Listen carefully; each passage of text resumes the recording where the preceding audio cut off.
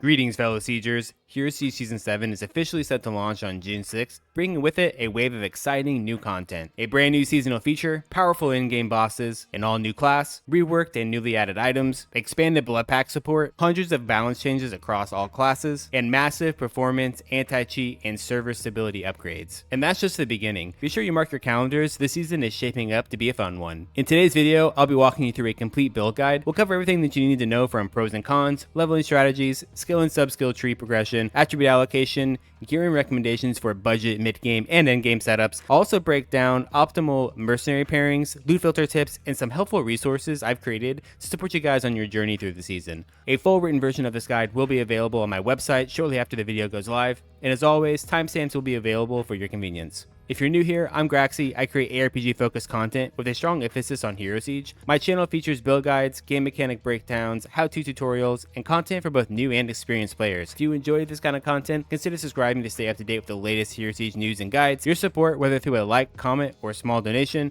help keeps the channel going strong. Let's dive into it. This guide was created during the closed beta phase of Season 7 and is based on the content and mechanics available at that time. Please note that certain features, balance changes, or other game elements may be updated or modified as the game progresses towards its official release. The information presented here may not fully reflect the final version of the game, and some aspects could be subject to change. While I strive to provide accurate and effective build recommendations, future adjustments by the developers may impact the viability of certain strategies. Always refer to the official patch notes for the latest insights and information. Alrighty, let's get into the Shockwave Viking for Season 7. Guys, I am happy to say that Viking is so freaking back for Season 7. Unleash earth-shattering power with the Shockwave Viking, a brutal melee build that sends devastating shockwaves through the battlefield. The setup revolves around Shockwave, slamming the ground to create powerful ripples that damage and stagger enemies in a wide area. Let's talk about the pros and cons of this Shockwave Viking. All right, first, you have huge AoE. You have tons of AoE. It has very consistent single target. If I can type here, it has very consistent single target. It's not going to be the craziest, highest damage single target of any build in the game, but it's going to be more than enough to do content with that you need to do to get to Inferno or whatever it may be. Right? You can dual wield two-handed weapons. This is great for overall damage. We also get access to combat orders. This is going to give us a huge life and mana buff. We also have built-in defense resistances and movement speed. And then we also get a movement skill built in. We do get charged. You'll zoom around the map and get some damage reduction, that sort of thing from it.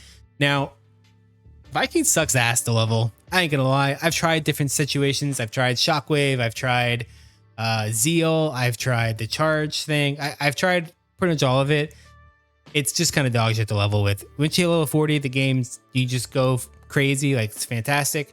But until then, we'll talk about how you level, right? Now, you're also gonna have to buy your weapon, not once, but you'll have to buy it twice because, again, you can dual wield two-handed weapons and you're gonna want to do that, right? And you also have quite a bit of screen clutter with this build. You know, the ground effect of it, there's a lot of trails that are going everywhere. It does flood the screen, which is really nice for AoE. But, you know, if you don't like ground effects flooding, then this might not be the build for you. So let's talk about how we're going to level this thing. I do have in the written guide a readme section talking about all the different things that you could do to try to level with and some different like situations that you could go for. You could do the seismic slam, elemental stack. You could go charge with devastating charge, arcane caster variant, or you could farm relics in the tutorial zone. It's the most time consuming, but it'll help you get through the boss scene super easy. And there's definitely some early relics that slap pretty hard. We're going to do all of this until level 24. So here's what I recommend. I went the charge route, right? So we're going to put 7 points into charge at level 1 through 7. And then once we hit level 8, we get access to devastation charge. This is going to make it so that when you recharge into an enemy, it has a AoE that comes out, which will really help with your clear. Not the best for your single target, but it does, again, help with your clear. And then once we hit level 16, we just continue pumping into that. This does make Gurag a bit difficult. You still might want to try and farm a relic to be able to kill Gurag with, and Reaper for that matter.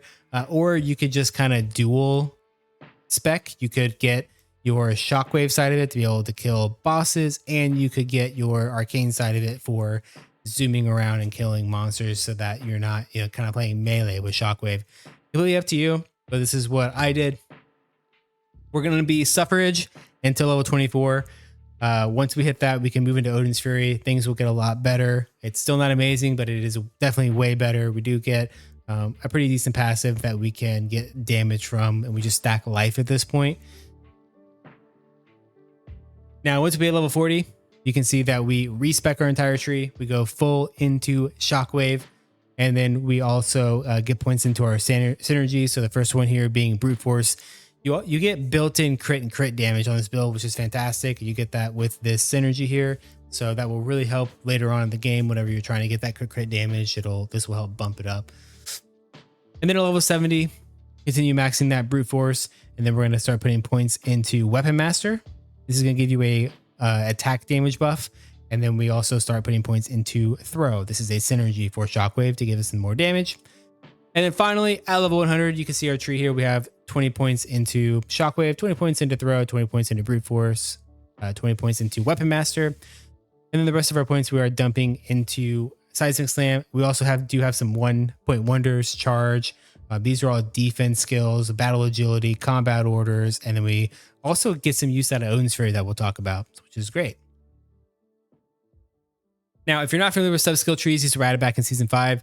You're just going to click on that plus sign at the top right of skills right here, right? And this is going to open up a sub-skill tree where you can spec out the skill, give it, some different effects and damage, that sort of thing. So we'll talk about these different skills. The first one is Shockwave. Far left, this is the augment that we want. This is what's going to make our trails just go crazy and go everywhere. It's going to give you lots of damage. Really, really nice. I like going for maximum AoE and maximum trails just to give it, the most amount of coverage. Charge. I like taking this far left node. This is going to allow us to charge through monsters and pick them up, right? And then whenever we run into like a wall or we stop, we can slam the ground and they all die right on top of us. It's really nice. You also get damage reduction and speed with this charge setup. And then finally, we have Odin's Fury. We're going to be using this on tanky targets and on like bosses. This is going to put a huge debuff on them, bleed and burn, so that they will take increased damage. It's fantastic.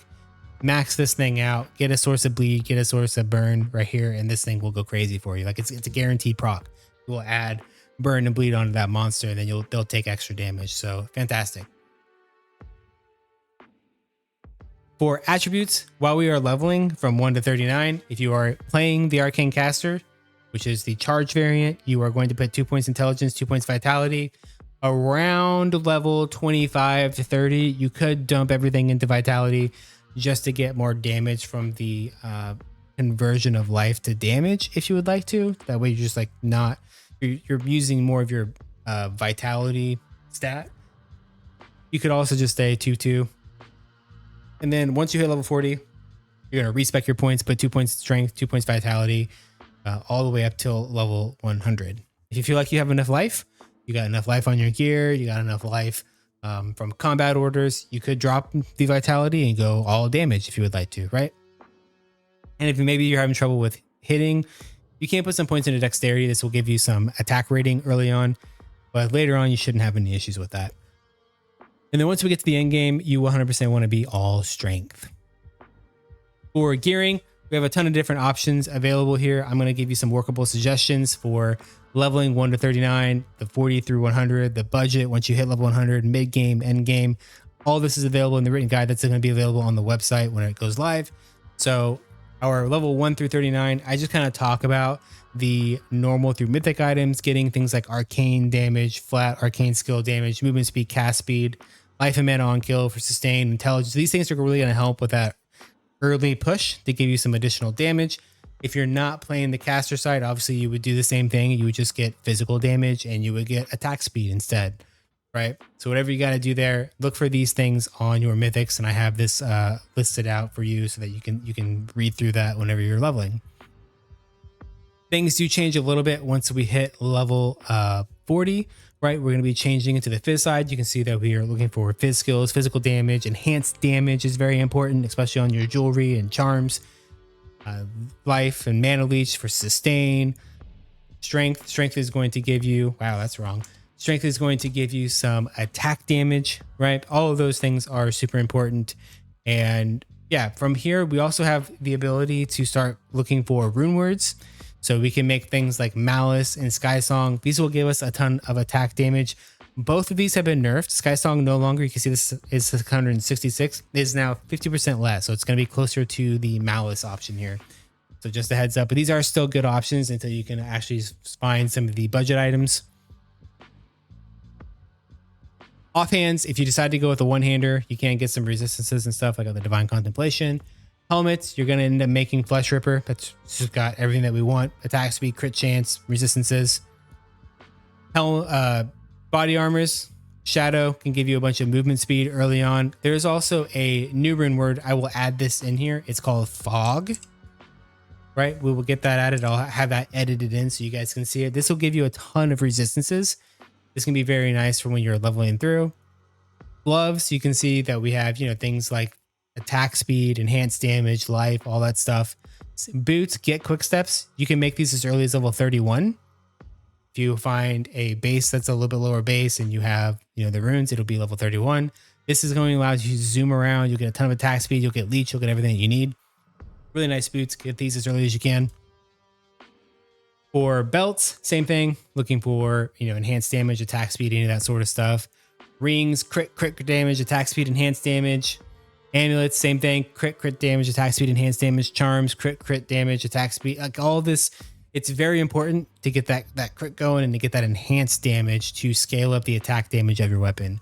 Right? All of this, again, will be available for you to read through on the website.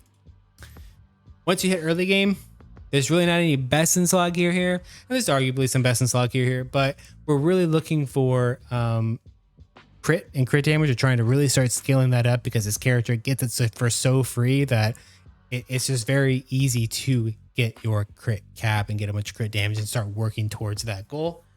As well as weapons. Weapons are very important whenever you hit that level 100. You want as much attack damage on the character as you can get. If you have a shit weapon, you're going to have shit damage, right? So I do have example setups. You can check these out in the written guide. Get an idea of kind of what we're looking at for damage with different weapon setups and different gearing, right? So for those weapons, you can see that we no longer have star levels. You can see that we have Nomad's Sand Slicer, Dante's Demon Blade, Steve's Mighty Sword. Any of these would be fantastic. I personally like the Dante's Demon Blade. But again, any of these, they have high attack damage, so they can be easily used. Steve's Mighty Sword gives us a lot of flats, right? A lot of additive damage. And it's also a one-hander, so you can get a bit of defense if maybe you're in hardcore or you just don't like dying. That could be an option. For helmets, honestly, that Flesh Ripper is pretty damn good. You're going to be on that Flesh Ripper for a hot minute. Any of these other options can be good if you just need some extra juice or like they make sense for you to use, so definitely check those out. But you're ultimately going to want to make a Legionnaire. You do need 3 high runes for that.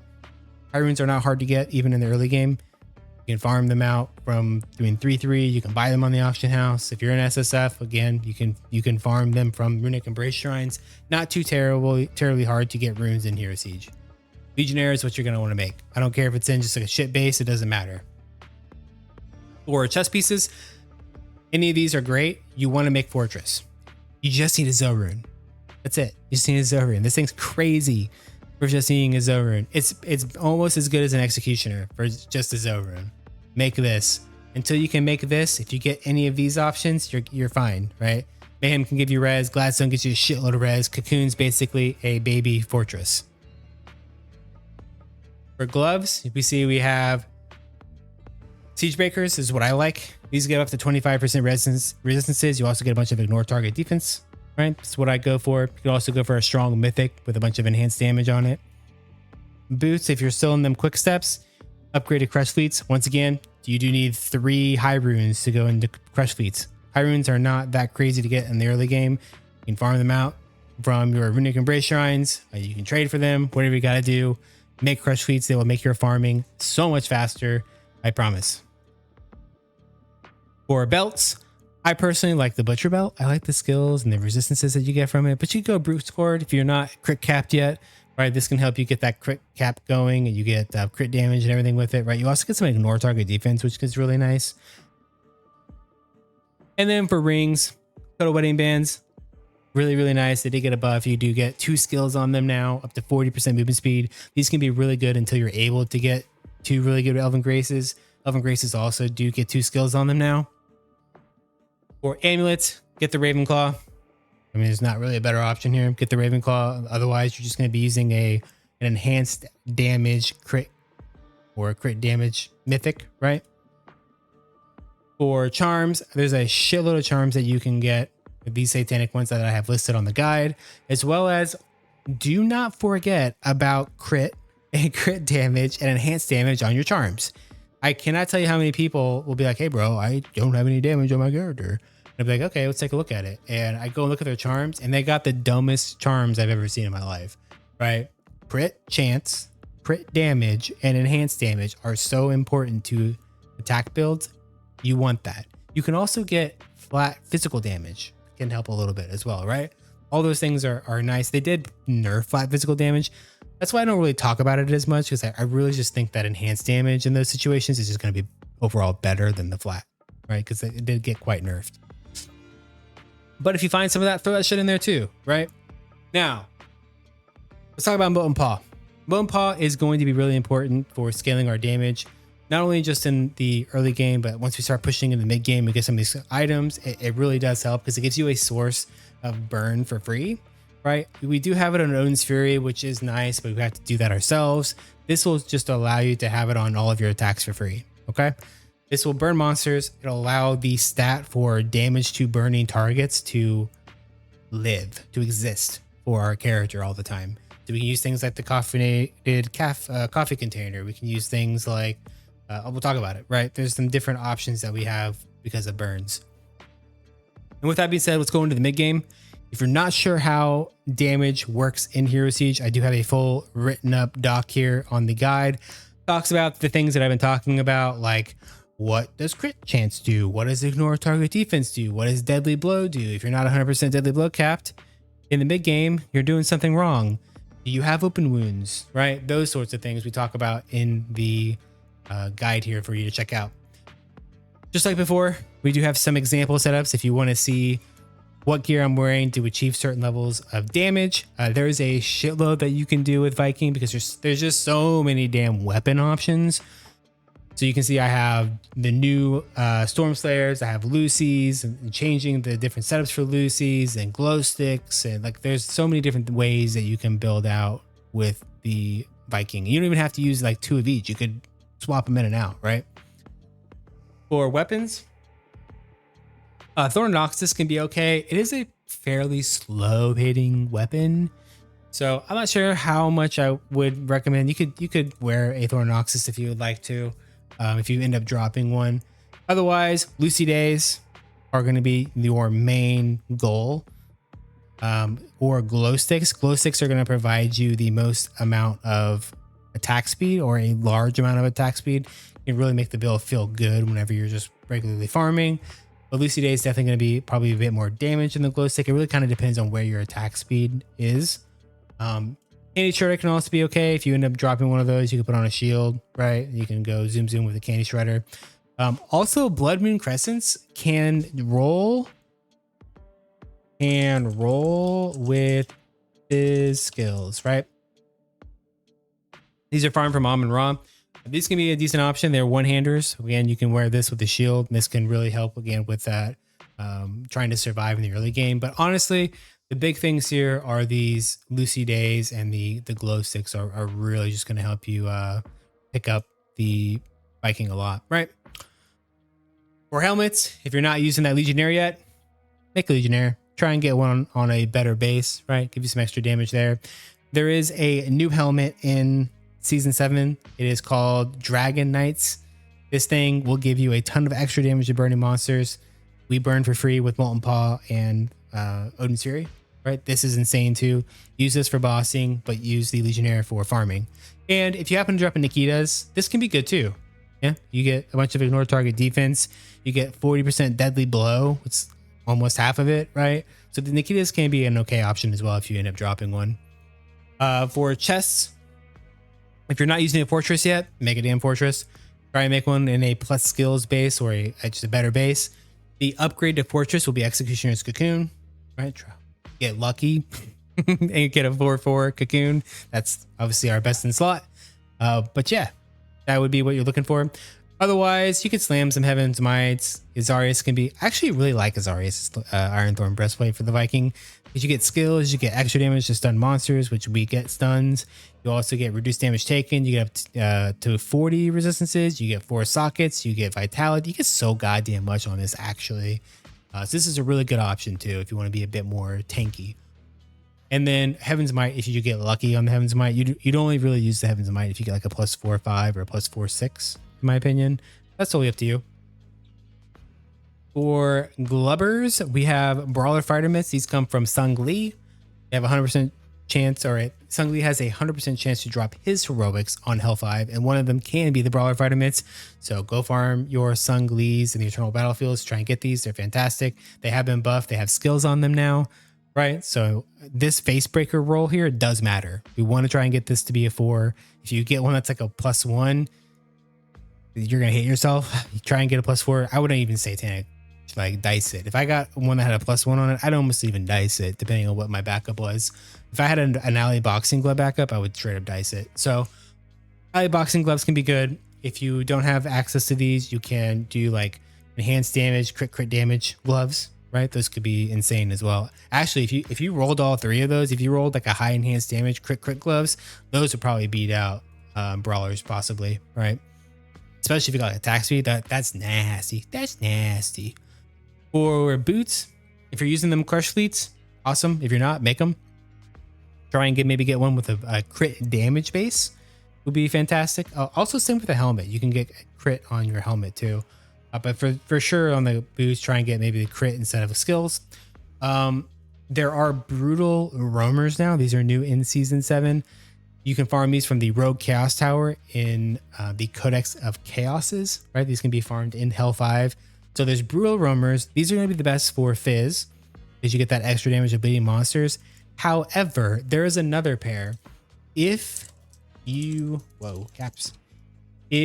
get Scorching roamers, these are fine too for bossing. All right, either one of these are great because you get that extra damage to burning monsters on the Scorching roamers. The only thing that you miss out on is you don't get the Fizz skills and you're not going to get the attack damage. Like you obviously get less value, but they still give you a shitload because of the extra damage for bossing in particular. You're pretty much always going to use crush fleets for farming. Now belts. Belt of Skulls is a really good option. You get a ton of deadly blow on it. You get extra damage of leading monsters. This is like a good step up from that S tier that you probably have from the budget section. You can also slam Butcher Belts if you find some good ones, right? You can slam them and try and get a hole and put some deadly blow in there. This is arguably just as good as the Belt of Skulls, right? It just has different stats. Yeah. Otherwise, King Cool is much more accessible in season 7. You can get the Coliseum fragments to drop from the new season mechanic. They also just drop way more commonly from the Chaos Tower. So you can try and farm King Cool to get his belt. His belt is OP. And other than his belt, there's the Girdle of Eternal World that can be farmed from Inferno Sungli. If you have access to Inferno or to the auction house, by all means, pick up a girdle. It's going to be expensive, but that would be a fantastic option for the build as well. Okie dokie, let's talk about rings. Those Elven Graces that you're wearing, get more of them and slam them. Try and get sockets, try and get more crit, try and get... You see I got Fizz damage on this one. That's kind of insane. Try and get some good corrupted rings because you're going to be stuck on those until you can either get a good Azazel's, right? You can get an Anubis Soul Gem, make an Azazel's. This is like best in slot. You can get these in your hell progression, but they will be expensive and they are rare. And then you have to go get the Soul Gem, which is also expensive and rare. So, but that it can happen. Otherwise, Sung Lee's Unleashed Rage, right? This is a really good ring. Very, very nice ring. I would wear a couple of these or maybe one of these. Depends on where your crit is. Don't let your crit go into shambles. But you can wear Sung Lee's Unleashed Rage. You can farm these from Hell 5 Sung Lee. And then, of course, your cool ritual band to be able to mirror these rings so that you get the extra juice, right? You don't have to try and get another one. Pit Fighters is new in season 7. It's okay, right? You get some enhanced damage, you get some flat damage, you get resistances. Like it's okay. It's really once again, you can pair it maybe with like one Elven Grace so you don't lose your crit. Completely up to you. For amulets, Griffin's Claw is your upgraded Raven's Claw. If you can't get Griffin's Claw yet, just slam all your Raven's Claws and try and get some crazy ones like you see like this. I got attack speed on. If you find Eagle Claw, this can be a decent option as well if you're kind of like in an ED setup. You could run Eagle's Claw.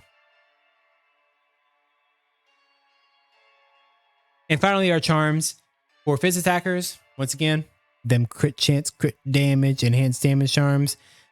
I'm going to say it probably like 6 more times. Don't forget about those. They are very important. As well as Tablet of the Awakening. I pretty much always recommend talking about this early on. If you can end up finding one, even if it's like a 2 or 3 socket, or if you can buy one on the auction house, having that flexibility, that versatility of the tablet to get resistances or to get damage or to get attack speed. They have also buffed Moonstone gems. Provide 7% IAS and 7 dex, 7 strength. So those can be really good as well. And then these charms here were listed in the budget section of the guide. I have put them down here as like, hey, by the way, if you haven't gotten these yet, they're here. These can help fill out the rest of your charm slots. But once again, any of the like crit stuff is really great as well. Okay, moving on to the end game and min-maxing the character with slams. That can create some, crazy gear with slams. We're not going to be covering those, but I did put together some example setups so that we can see kind of what we got to work with here. And ultimately, the best build's really the one that's going to work for you. But currently in the beta, I have no way of spawning enhanced damage, crit chance, crit damage charms. So all of my testing is without them. So then it's also just kind of a really important part of the build. Right here in this situation, right? Like I have really good charms. I've been able to make up some of that deficit with really good charms. Stormslayer is going to be the best in slot weapon for Shockwave. You can see it just absolutely slaps, right? It absolutely slaps. But you could take this Stormslayer, go back to our mid-game section, and you could swap it out with Lucy's. You could swap it out with glow sticks. You could swap it out. It just really comes down to what weapon do you have, right? You could even, I wouldn't even argue, chat, that you could swap it out with like Stoflexes and even use those to go hit enemies with because of the extra damage to burning. You'd probably do decently well with those as well. So, yep. Now let's take a look at our relics. We have Twin Blade, Nunchucks, Razor Blade, Butterfly Knife. I like having attack speed. I'm a big proponent of having like good, smooth usage of my skill. I don't like to be stuck in animations. I don't like slow moving skills. There is another one. You could use Commander Sword, right? This will give you 100% attack damage at level 10. So that's an option. You would replace the Butterfly Knife with the Commander Sword because this one has the least amount of crit damage. For potions, it's a lot of good options in here. The big one to keep of track of, did I even add it in? There it is the caffeinated coffee container. This is going to give you that damage to burning targets. Again, we pretty much always burn. We have a really easy ways of getting burn on the build, so make sure you grab that. Otherwise, I like the attack speed stuff. I like getting Radical Maggot Eye. It just gives me a more smooth build. But you could go things like Bottle to give you attack damage and crit damage, Elixir of Death for enhanced damage. All that stuff is totally fine. All right, for chest augments, Berserker Rage is the most damage. However, it's like 5 or 10% more damage on the build. I've tested this on a lot of different builds, and it's like that 5 or to 10% more damage on them. But it decreases your all res, and it's already hard enough to get resistances. So I don't use it that much, but I do want to just mention that it is the most damage. Next would be Lethal Tempo, in my opinion. Right, I just really like how Lethal Tempo gives me that attack speed right up front, and I don't have to, mess with anything. You also get crit damage. It's 8% crit damage per level as you level it up, so you get more value there as well and more attack speed. So I like Lethal Tempo. That's what I would recommend, but you can go with any of these options here. Alrighty, for relics, we are going to be using crit relics, right? Because our minions do physical damage and we get crit with them. So Twin Blade, Nunchucks, Razor Blade, Butterfly Knife, all these give us either crit chance or crit damage. That's really nice. You can swap these out, right? If you wanted to get maybe like Cake or Mayo Sock, or you wanted like, instead of maybe one crit relic, you go Lost Wand, just get more FCR to zoom around quicker. More than able to do that. But these are the staple crit relics that we'll be looking for. For potions, you can see that we have things like Wizard Potion for FCR, pops, right? We can get Magic Find, skills, movement speed. The caffeinated coffee container is really important. This gives us increased damage to burning targets, and we always burn with our mages. So this is a very important potion to get. And lastly, for chest augments, lethal tempo is most likely going to provide the most amount of damage because you get crit damage on it. It's going to give you 8% crit damage per level, so 56% crit damage total. But there's things like Spell Singer that I suppose you could get. This will give you some cast rate, probably not a ton because we don't really stack a. Alrighty, let's talk about mercenaries. Currently in season 7, mercenaries generally only have one purpose. They're just Magic Find warbots. Mercenaries Magic Find is applied to your on kill Magic Find.